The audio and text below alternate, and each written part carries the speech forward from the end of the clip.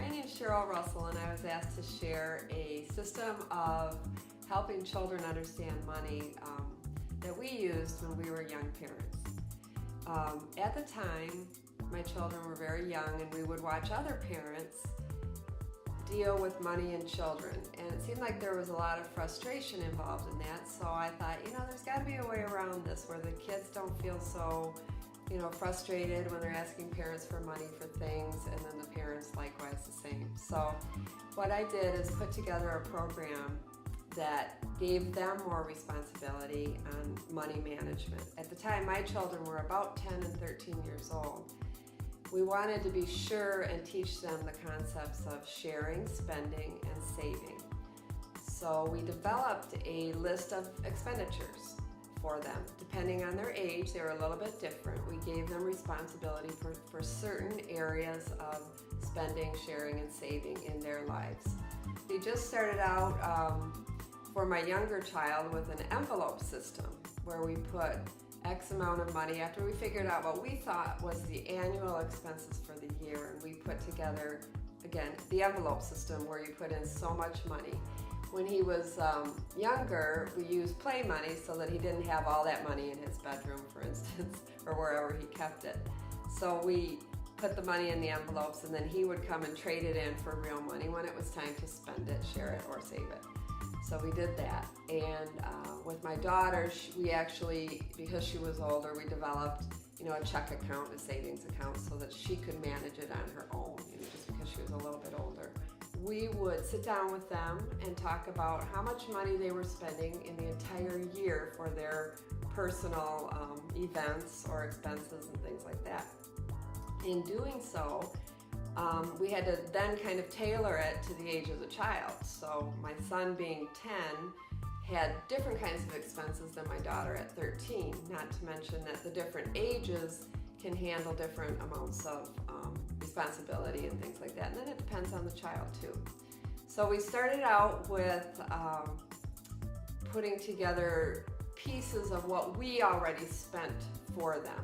For instance, clothing. If my daughter at 13 wanted to buy X amount of clothing, we would determine how much she might spend on clothing in a year. So we would put that in her framework of expenditures. Or my son took drum lessons, for instance, at the time, so he needed to have the money available for that. As they got older, they then took on more and more of what we would normally spend money for them on, so it just became more and more of a responsibility. By the time that they became adults, they had it instinctually known how to share, spend, and save. Money is a tool to use. It's not anything bigger than that. It's a tool that God gave us to use our resources depending on how much we have or how much we've been blessed with, and then go ahead and use them to the best you can. Instead of us giving them the money, we gave them the money to spend. But also with the understanding that if they ran out by the end of the year, then it was important for them to figure out how that wouldn't happen.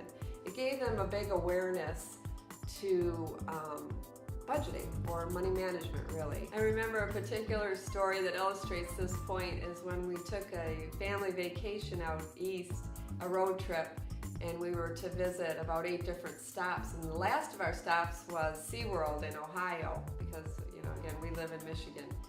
So both the kids wanted to buy one of those stuffed shamus. It was very popular at the time. And so then the object was to save your spending money for that vacation so that you would still have enough for the shamu. Now, although that might sound kind of funny, and maybe some people would find that not very relaxed, but it was all, again, part of this whole program to teach them for the future. So by the time we got around to SeaWorld, I noticed, what you'll notice is each of your children has different ways about them. And that's natural. They all have different personalities. So I watched, how they each were working with this original $20 they had to spend, and how they would buy things along the way at souvenir shops and such. So my daughter was one to be very concerned about not having enough money at the end to get that shamu. She's a little bit older too. And I watched her watch over her little brother and be concerned because he would buy smaller things along the way, but knowing that he also wanted to have that shampoo at the end. So it just sort of gave me a window into how they might behave with their expenditures in the future, so that again you can help them along the way with different things. So in the end, the good news is they both got their shampoos. So all is well, and we made it home. We had a wonderful vacation. That was one example of the illustrations that or an illustration of the things that we did. Another example of this project that we worked on was that as my son got to be maybe 12, 13 years old, he thought, I really want some other things. So we sat down and we talked about it. Well, this is a reasonable amount that we're giving you for these other things that you might want and interests you might have. And so the next thing then is to say, well, if you want some extra money, you need to maybe go out and work and make some money. So of course for a young man or a young girl, a paper route is available. So he took on a paper route, diligently delivered papers. It was a weekly route and all kinds of papers, made some money that way. So it kind of lends itself into the work ethic to understand that money just doesn't fall off the trees like the cliche goes, but that you also have to work to make money. So it rolled into that kind of teaching moment as well. And so again, both my children are very hard workers. They understand that, to get the things that you want, you need to work for them. But the most important thing of this concept that we developed was to stick to it. If we didn't do that, the whole system would be, all that work we put into it wouldn't be very, so it's follow through. It's the follow through that we know as parents. So, there might be a time where it was difficult because they really wanted a certain toy or a game or something, and we had to say, do you have any more money in your system, in your envelope system, or in your check account for that particular category? And then they might say, no, I don't, I used it. Well, that's real life. Unfortunately, we had to say, well, then you don't have that money.